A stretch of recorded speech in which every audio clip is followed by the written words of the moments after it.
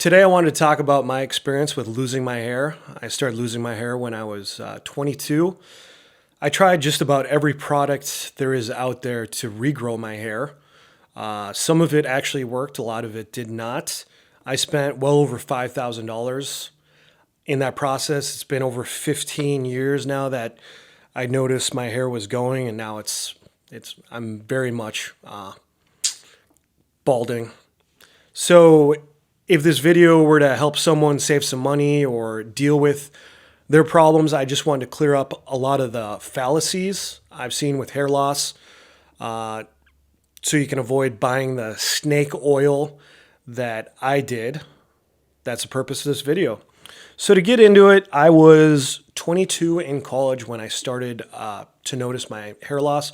I remember I was studying for an exam, running my fingers through my hair, and I looked down and I had just 20, 30, 40 hairs, and it was coming out like that at a very fast pace. And that was alarming, but I didn't pay much attention to it. And a few months later, I was at a party doing shots with some friends. Someone took a photo from the top and showed me the picture, and you could see my scalp, and my hair was very much thinning. My heart dropped. I did not want to be bald. I did not want to be part of the bald man club. So I panicked and thought my life was over, which obviously it's just hair. It's not a big deal. But when I was growing up, I had always heard, and this is a common saying, that if your grandpa, your mom's dad has a full head of hair, you're not going to go bald. My mom's dad, my grandpa, died in his 70s with a full head of hair, and I have the same hairline as my dad. Show it to you. I'm due for a shave, so looking a little ragged, but I have the similar hairline as Gollum if I were to grow it out. So due for a cleanup, but that's what it looks like. So when I noticed the hair loss, actually then after the photo, I tried to push it away, but then I went to go get a haircut, and the hairstylist brought it to my attention, which was very nice of her, saying that my hair was thinning. And she recommended Nioxin, which it's a combination of shampoo and a byproduct that's supposed to regrow your hair or maintain your hair. And that was 40 or 50 bucks, and I did that for a few years, and I noticed no improvement. So Nioxin, I wouldn't recommend it. Maybe it works for some people. It did not work for me. Then I tried propecia, which I didn't do a lot of research, as most things I do. I just asked for it from the doctor, and he gave it to me, and I was on that for 2 months. And then I could not sexually function, which is a fairly common thing that happens to guys when they take it. What's that called? Side effect. So it's a horrible side effect. So I could have a full head of hair and not sexually function. Didn't seem like a good deal, so I got off that. And then I got on Rogaine. So with the Rogaine, at first I did the liquid form, and then I did foam. And actually, in about 6 months, all my hair came back just as thick as it was before. Pretty remarkable. But at that time, I was running a lot, and then I noticed after a few months, I was out for a run, and I felt almost like I was having a heart attack. So I felt my pulse, and my pulse was ballistic, and I was really short of breath. So that scared me, and I got off the Rogaine. And then just as my hair had fallen out before and thinned out, it was thinning just as fast, if not faster. So at this point, I believe I was about 24, 25 years old, and I was researching all the time, as I'm sure you are. If you're balding, what options do you have? What can you do? And I found a place in Bloomington, Minnesota that guaranteed your hair back, that they had this process for $1,500. You could have the thick hair you had, if not even thicker. So being as compulsive and impulsive as I am, I went in, gave him the $1,500, and I thought it would be some type of miracle to get my hair back. I sat in the chair. They shaved the top of my head.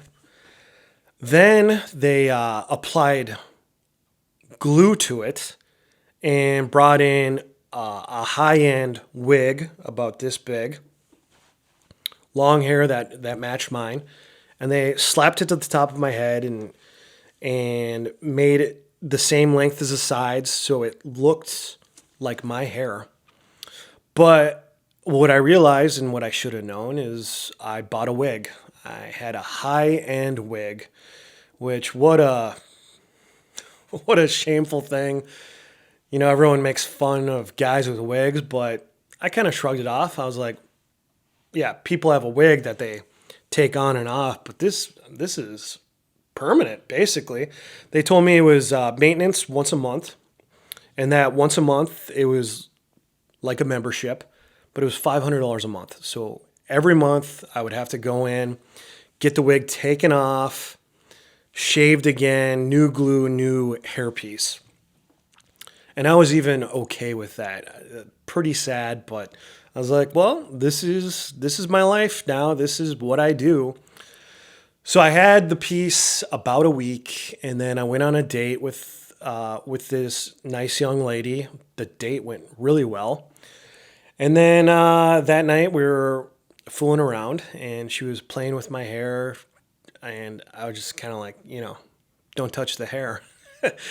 And I think she thought I was just vain, so she kept like pulling on my hair, and I felt the front flap come up, and I was like, please, don't touch the hair. And then I ran to the bathroom, and I pulled it up, and the front flap was up, and yeah, she almost pulled my wig off, and she didn't know I had a wig, and that would have been very traumatic for her. So the next day I went in and I said, please take this piece of shit off my head. And they said, well, then we're going to have to shave the rest of yours. I don't care. I'll be bald. And then the owner of it took me on the room and basically chewed me out. His name's Vern Cole. He's terrible. And shamed me and said, we didn't use a right type of glue. We can use a better glue that'll work better with your chemistry. And then I said, I don't want that. I'll just be bald. He said, well, then you'll just be bald and ugly the rest of your life. And he wears a hairpiece and he advertises it. And it was a horrible, horrible experience. So then after that, I wasn't completely done. I looked into hair transplants, which if you don't know what that is, basically on a man, the sides of your head, that hair will last until death. So what doctors do that do hair transplants is they'll harvest the hairs from the sides and put it up top. For a good hair transplant, it's $10,000 to $20,000, and that's if you get a good one. So I'm really glad I didn't have the money at that time. The other thing I looked into is tattoos, where you basically shave your head, but then they tattoo the whole top of your head and the whole side of the head to look like you just have a shaved head but a full head of hair. I don't really understand that. Just like I finally came to terms with it probably only 5 years ago.